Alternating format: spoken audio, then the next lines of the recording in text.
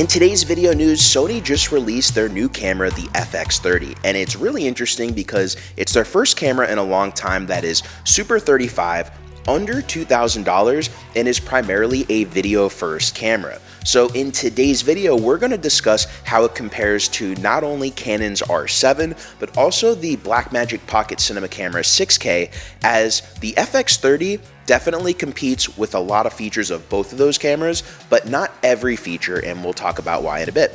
Now, before we get too far into this video, I'm going to assume you know a little bit about Sony's FX3 already, and if you don't, I'll make sure to put some links in the description below about the FX3. First, let's look at the specs of this camera. It's a 26 megapixel sensor that when shooting 4K video, you're essentially using 20 megapixels of the 26 megapixels, which means you get a downscaled 6K image in your 4K video. The body of the FX30 is identical to the FX3, which is going to be a very welcome addition to a lot of users looking at this camera because it is extremely modular. It shares a lot of the recording features of the FX3. For instance, it will shoot in XAVC-S, XAVC-SI, and XAVC-HS. It shoots 10-bit 422 video in both long GOP and all-I in H.264 and H.265. In the video modes, I'd say one really big difference between the FX30 and the FX3 is going to be the 4K 120 frames per second mode, as in order to shoot in that mode, you're going to have to do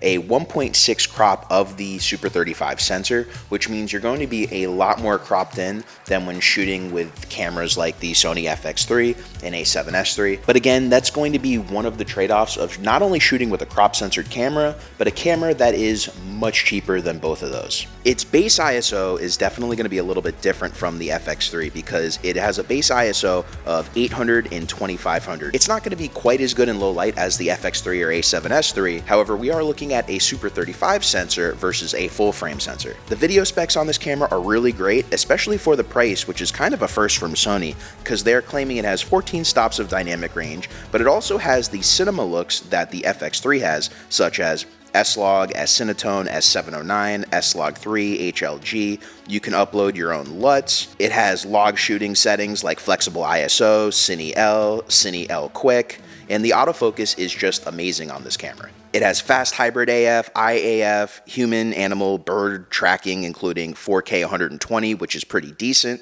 It has AF assist, it has breathing compensation, which is a really big thing that I like the Sony cameras have implemented. The IBIS on Sony cameras are really great, and this camera is going to be no exception, although from what I've heard, it isn't as good as the FX3. Another great video feature, though, is you'll be able to get 16-bit RAW out of the HDMI, just like you can on the FX3 and A7S III. There's an optional XLR handle. If you do purchase it as a combo, it will be a little bit more expensive, where it's $1,800 for the body only. There is also time code in with a dedicated adapter. And then last but not least is the recording media. Now this is where this camera is going to be a lot more expensive than a lot of its competitors. Since the FX30 is using CF Express Type A, the recording media is going to be a lot more expensive than using some of its competitor cameras like the Canon R7 or the Blackmagic Pocket Cinema Camera 6K, 6K Pro, 6K Pro G2.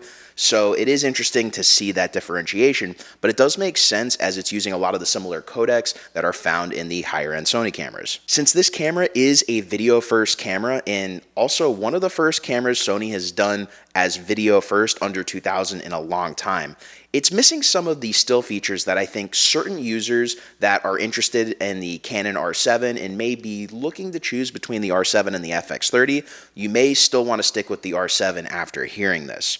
The biggest issue with the stills mode on the FX30 is that there is no mechanical shutter, continuous still shooting, or uncompressed RAW. It's also missing the image sensor, anti-dust function, and AF illuminator. So if you're into taking a lot of photography, a lot of stills with your camera, the FX30 is going to be a video first camera, so you may want to look at a more recent hybrid camera like the Canon R7, which is what we're shooting with right now. All that being said, the FX30 is offering a lot of value if you shoot primarily video.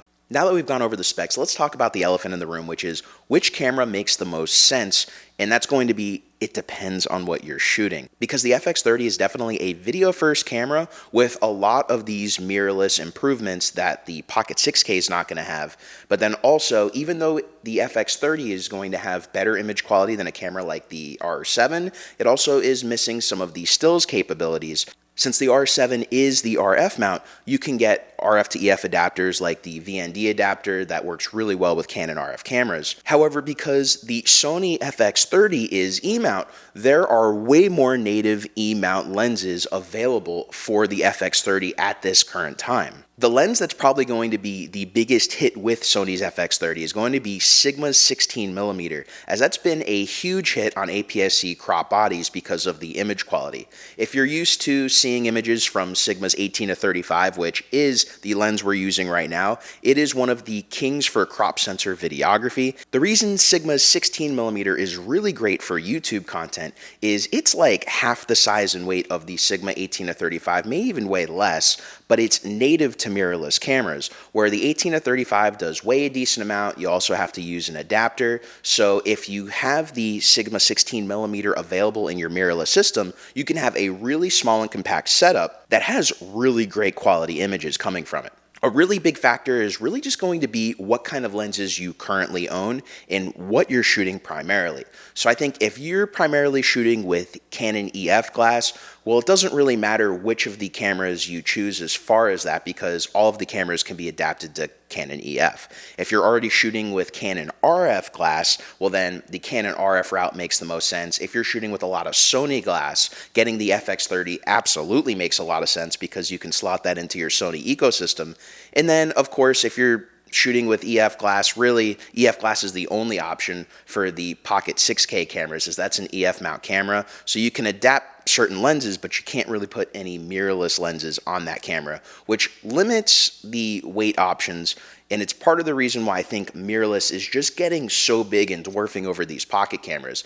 I actually think this new FX30 is pretty much going to be the new pocket camera, just because of how versatile it is. In my situation, I am very interested in the FX30, and I'm absolutely going to rent one and check it out. However, I'm not quite sure yet if I would purchase one. Reason being is I don't really have any cameras in the Sony ecosystem. I have access to tons of Sony cameras, which is part of the reason I'm considering getting an FX30, because for under $2,000, you can have a great quality camera in the Sony ecosystem and easily mix and match the footage with other Sony cameras. For those of you that don't know, I primarily use Canon RF cameras, from the RED Komodo to the R6 and the R7 that we're filming on right now. So that's why getting the R7 a few months ago made the most sense, as I already had the Canon R6, and it's easy to match the R6 to the R7. Now, we are at a point in videography where if your camera has decent dynamic range and also shoots in log, you can really match a lot of cameras to a lot of other camera brands, but that does add a lot more work. So sticking with the same camera brand does make your editing workflow go a lot faster. So to sum it up, I think if you're looking at the FX3, I think that camera makes the most sense if you own a lot of Sony cameras already and you want to add another one to your ecosystem and you don't care about sensor size, you just want really good image quality. I think a really great second reason would be maybe you don't own a lot of Sony cameras, but you want to be able to offer one, so when you're shooting with productions that shoot primarily with Sony, you can get that rental fee and not have to go spend, close to $4,000 on a Sony FX3 in order to be on par with that kind of image quality. You can spend under $2,000, have a really great camera, and charge the kit fee on whatever gig you're going on. So the third reason I would go for the Sony FX30 is if you don't have any cameras at all and you're going to be shooting primarily video and you have the budget to go up to a camera like the FX30, I think over the Canon R7 and the Pocket Cinema Camera 6K, G2, and Pro, I think the FX30 definitely offers the most options for video shooting, especially in its price point. And then on top of that, when it comes to lenses, there are just tons of third-party lens options available for the Sony E-mount, which is part of the reason Sony is doing so well right now. There are just so many lens options, especially when you compare it to RF. If you've been following the Canon RF controversy, part of the issue right now is the only third-party lens options you can get on the Canon RF system are completely manual lenses. There are no third-party electronic focusing AF lenses available for the RF mount, and Canon has given no indication on when they're going to release that. So you're only stuck with buying Canon RF lenses made by Canon if you're going to use the autofocusing features, which are pretty much the really big draw of a lot of these modern mirrorless cameras.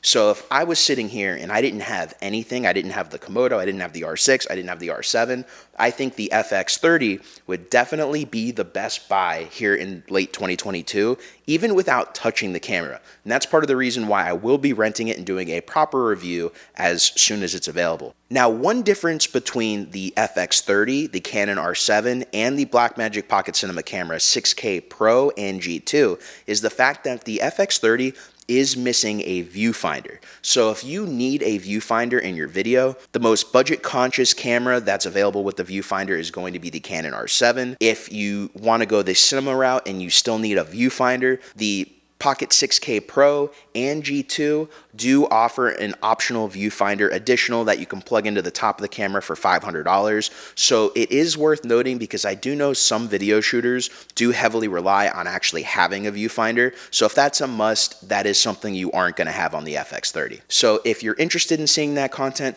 definitely stay tuned to the channel. I'll be doing a proper review soon. I also will compare it to the Canon R7, which again we are filming on right now, and I will put it up against the Komodo just because they all are cameras in that Super 35 realm. All right, everybody, that being said, if you have any questions or anything you want to see when I do get the Sony FX30 in hand, make sure to ask them in the comments below. And if you got knowledge and value out of today's video, please make sure to hit that like, subscribe, and notification bell to keep up to date with the latest videos from the channel.